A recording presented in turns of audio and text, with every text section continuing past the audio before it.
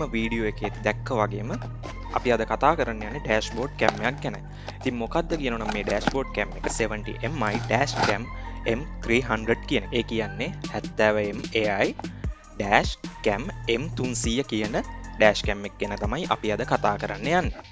ඉතින් මේක මම කුරිය කරගත්තේ AliExpress එක හරහා. AliExpress එක හරහා තමයි මම මේක buy කරේ. ඉතින් ඒ නිසායි අර හොඳ පැකින් එකක් හරහා මේක මට ලැබිලා තිබුණේ. ඔයාලා කලිනුත් දැක්කා. ඉතින් මේ දිනවල AliExpress එකේ anniversary එක තියුණා. ඉතින් ඒ anniversary එක නිසා බොහෝමයක් ප්‍රොඩක්ට්ස් වලට ඩිස්කවුන්ට් වැඩිලා තිබ්බේ. ඉතින් මම මේක ගත්තේ රුපියල් shipping එකත් එක්ක 10000කට ලං වෙන ගානකට කූපන් එකකුත් දාගෙන. ඉතින් ඔයාලට try කරලා බලන්න පුළුවන්. මේ දවස් දැන් නම් මං හිතන්නේ ඉවරයි. ඒ වුණාට ඉස්සරහටත් events තියෙනකොට AliExpress හරහා වුණත් ගන්න පුළුවන්. මම ඒ link එකත් මේ යටින් දාලා තියන්නම් comment box එකේ.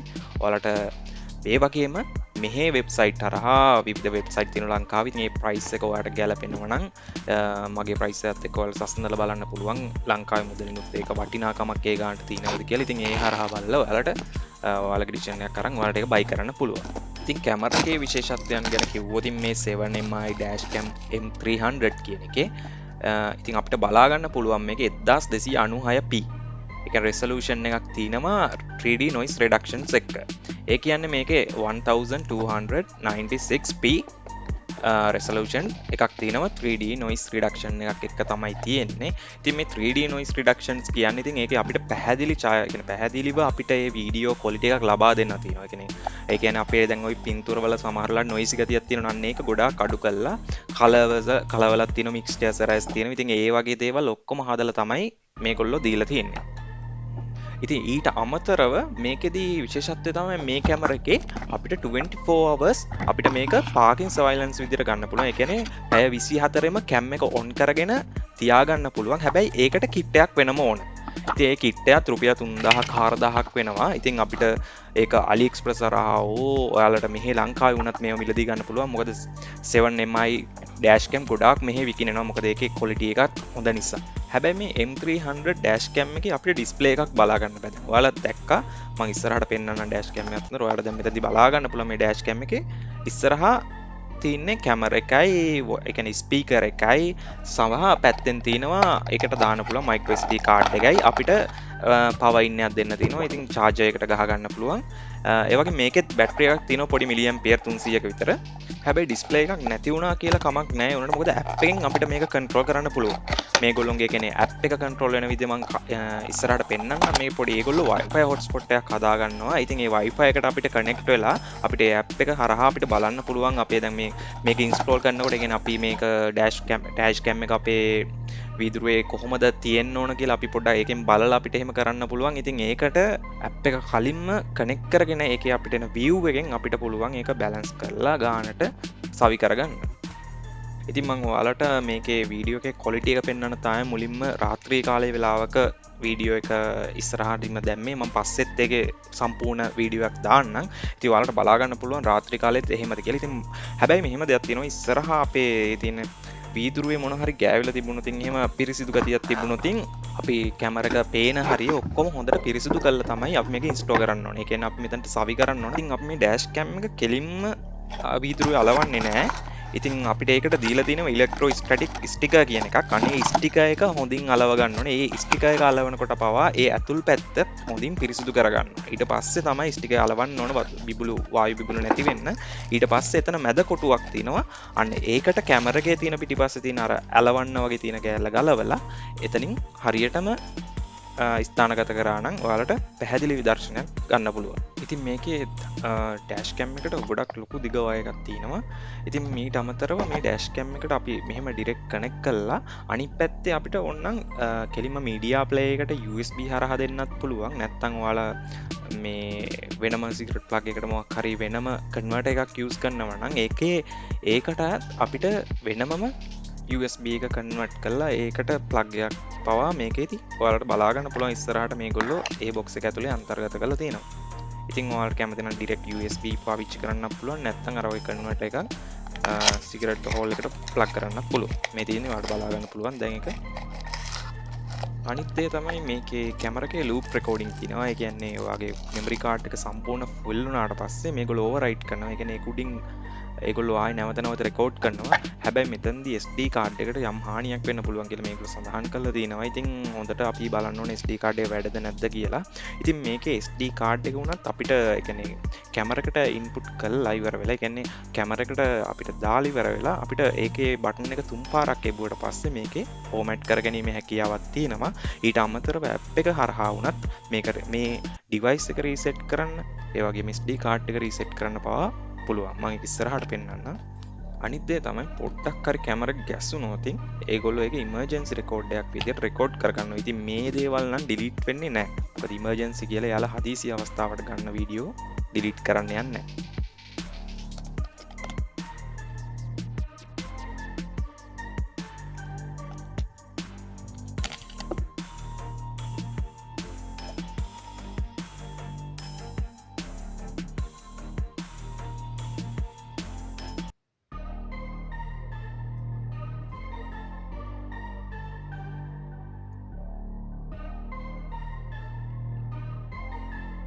ඉතින් මම මේක දැන් පවර් බැංක් එකට කනෙක්ට් කරගෙන ඇප් එකට කනෙක්ට් කරගන්නයි බලන්නේ.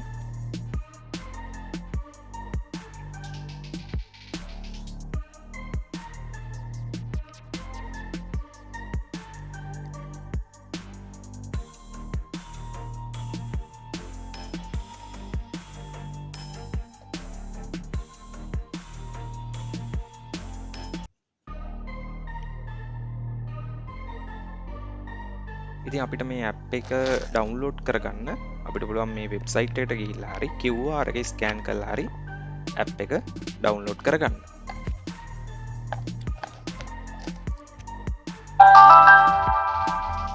Show my is turned on. Please connect to your mobile phone to activate it.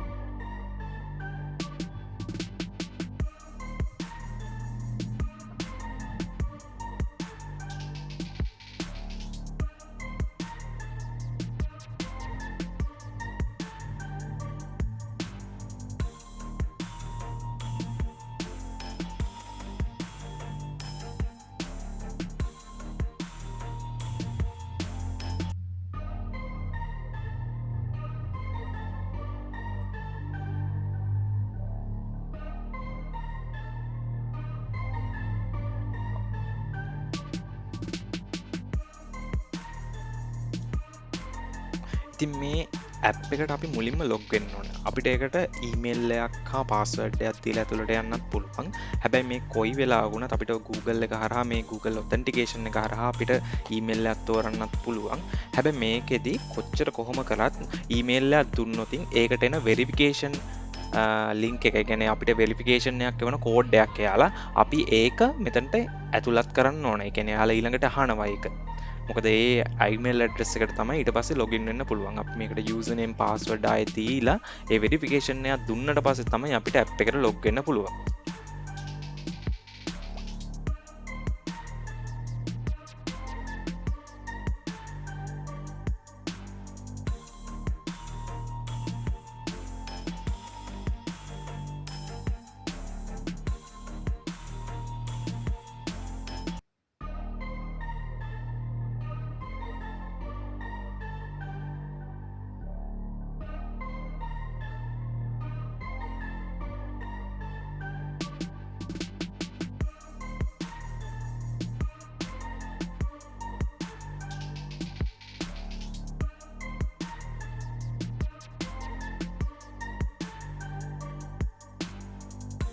මම මෙතනට password username දීලා log වෙනවා app එකට. ඉතින් ඔයාලට බලා ගන්න පුළුවන් මෙතනදී තෝරන්න තියෙනවා මොන වගේ dash cam එකක්ද කියලා. ඉතින් ප්‍රථමයෙන් මෙතන Bluetooth on කරගන්න ඕන මේ app එකේදී. මොකද Bluetooth හරහා වුණත් අපිට මේකට connect වෙන්න පුළුවන් නිසා. ඉතින් මේ මම දැන් මෙතන තියෙන display නොමැති dash cam එකක්. ඉතින් මම මේක තෝරනවා. ඉතින් එතන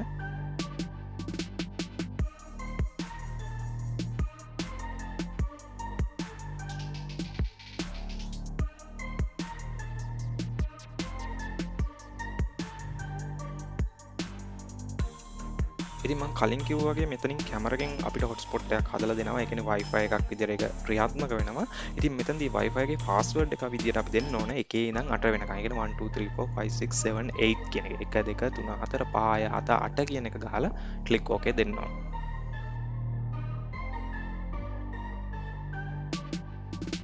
මම ඇප් එකට කනෙක්ට් වුණු විදිය Dash Cam එක මෙතන ඉන්ස්ටෝල් කරලා පෙන්නන්න. දැන් ඔයාලට බලා ගන්න පුළුවන් මම Dash Cam එක නිවැරදිව සවි කරලා තිනවා.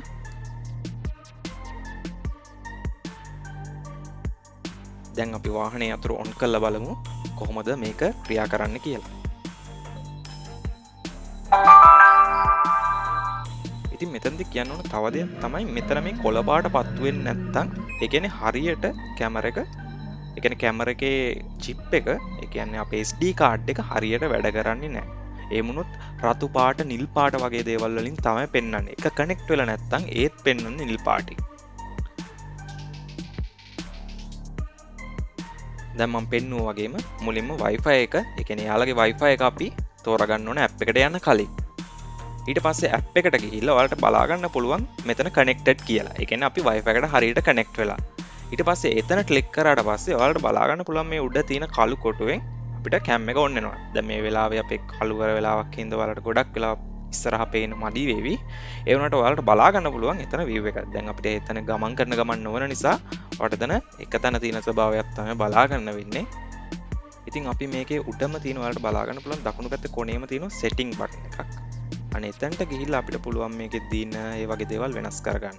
ඉතින් ඔයාලට මුලදීම බලා ගන්න පුළුවන් emergency video එකේ quality එක කොහොමද සහ තව ගානිකු spark surveillance onද ඒවයි quality එක කොහොමද වීඩියෝ ක්ලිප් එකේ කොච්චර ඩියුරේෂන් එකක් තියෙනවද දැන් මම මෙතනදී පෙන්නන්නම් තව ටිකකින් ඔයාලට කොහොමද date and time වෙනස් කරගන්නේ කියලා. ඉතින් මේකෙදි date and time එක ක්ලික් කරපුවාම ෆෝන් එකේ තියෙන වෙලාව ගන්න කියලා එතනදී වැටෙනවා. ඉතින් මේක මැනුවල් කරගන්න කියලා තමයි අපිට එතනදී අපි කැමරා එක ඔන් කරපු ගමන් කියන මේගොල්ලෝ කැලිබ්‍රේෂන් ඒ කියන්නේ අපිට මේක වෙනස් වෙලාවක් තියෙන. ඒ නිසා ඒක හදාගන්න හරි වෙලාවට කියලා. ඉතින් මැනුවල් කරන්නේ මෙහෙම තමයි ගිහිල්ලා ඉතින් මෙතනදී අපිට ඕන නම් date format එක වෙනස් කරගන්න පුළුවන්. මීට අමතරව කිව්වොත් languages නම් තියෙන English විතරයි අපිට පාවිච්චි කරන්න පුළුවන්. අනිත් ඔතන පල්ලෙහාදී ඔයාලට බලා ගන්න පුළුවන් format memory card factory reset කියන එකත්. ඒ වගේම about ගියොත් අපිට device එක යනවා. ඉතින් මෙතන ඉස්සරහා album සහ take a photo කියලා තියෙනවා. ඉතින් take a photo කියන්නේ ඉතින් අපිට ඒ වෙලෙට photo එකක් ගන්න පුළුවන් අවශ්‍ය නම්. මීට අමතරව album හරහා ගියොත් album කියන්නේ අපිට පෙර තීච්ච ඔක්කොම videos ටික බලා ගන්න පුළුවන් එක දිගට. ඉතින් ඒ අවශ්‍ය video එක click කරලා download කරලා අපිට ඉතින් ඒක gallery එක හරහා ගිහිල්ලා වෙනම video එකකින් බලන්නත් පුළුවන්. නැත්නම් මේ app එක හරහා වුණත් බලා ගන්න පුළුවන්. මම මේ තියෙන්නේ ඒ වගේ download කරලා ගත්ත video එකක්. ඉතින් මේක මේ රෑ වෙලාවෙත් හොඳට පේනවා. පොඩ ඉස්සරහා dust ගතියක් තියෙනවා. ඉතින් ඒ නිසා පොඩි අපහැදිලි ගතියක් ඇති. ඒ වුණාට ගොඩක් වෙලාවට මේ රාත්‍රී කාලේ මේ headlight එක හරහා ඔයාලට බලා ගන්න පුළුවන් හොඳ view එකක්. ඔයාලට cam එක ගැන හරි cam එකේ settings හදා ගන්න විදිය ගැන හරි ප්‍රශ්නයක් තියෙනවා නම් ඔයාලට comment කරන්න පුළුවන්. මම ඒකට උත්තර ලබා දෙන්නම්.